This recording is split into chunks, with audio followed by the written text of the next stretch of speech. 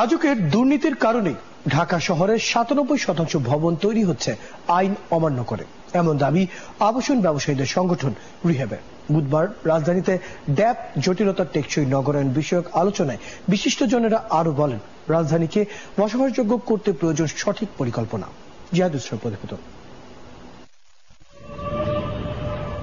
রাজধানীতে প্রায় ২ কোটি মানুষের বসবাস, সেই তুলনা নেই মানসম্মত আবাসন ব্যবস্থা। ফলে উন্নয়ন বাড়িতে থাকা মানুষকে গুনতে হচ্ছে স্বাভাবিকের চেয়ে বেশি ভাড়া।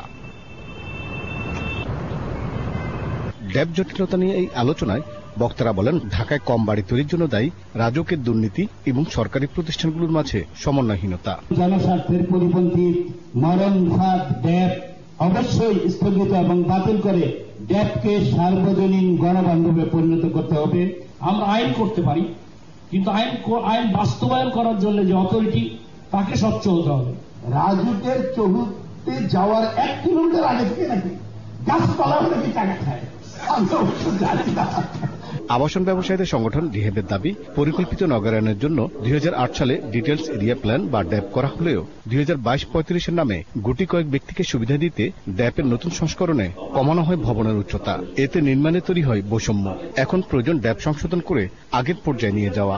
ঢাকা শহরের যত বিল্ডিং রয়েছে 97% বিল্ডিং ডিভিশন আছে। এই ডিভিশনগুলো কারা করতে উৎসাহিত করছে? যখন আপনি আমাকে প্ল্যান দেবেন না, আমি আপনাদের পারমিশন ছাড়াই ৭ তলা, ৮ তলা বা ১০ তলা ভবন করে ফেলি। গৃহায়ন ও গণপূর্ত মন্ত্রণালয়ের সাবেক প্রতিমন্ত্রী আলমগীর কবির বলেন, দুর্নীতির কারণে বিশৃঙ্খলভাবে দেশ এবং রাজধানী গড়ে উঠছে। সবচেয়ে বড় সমস্যা দুর্নীতি, আর সবচেয়ে বড় সমস্যা অব্যবস্থাপনা। দুর্নীতি বন্ধ করেন, দেশের অনেক সমস্যার সমাধান হয়ে যাবে। এনবিআর এর সাবেক চেয়ারম্যান বলেন, মানুষের মৌলিক অধিকার আবাসন, তাই এই খাতের ব্যবসায়ীদের সৎ হতে হবে। বিপরীতে আবাসন ব্যবসার উন্নয়নে সরকারকেও মনোযোগ দিতে হবে। সরকারের পক্ষ থেকে হেল্প করা যায়, কিন্তু সরকার প্রত্যেকে দেবে, কিন্তু ব্যাপারটা হয়ে গেছে ডিম হয়ে না মুরগি। আপনি ওদিকে ফাঁকি দেবেন, আমি ট্যাক্স পাবো না, আবার বলবেন আমার বাঁচান। ড্যাবের মতো জনসম্পৃক্ত বিধিগুলো বারবার পরিবর্তন না করে এর দীর্ঘমেয়াদী পরিকল্পনা নিয়ে প্রণয়নের দাবি বক্তাদের।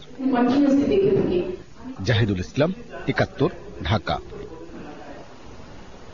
এদিকে চট্টগ্রাম বন্দরে আবারও কন্টেইনার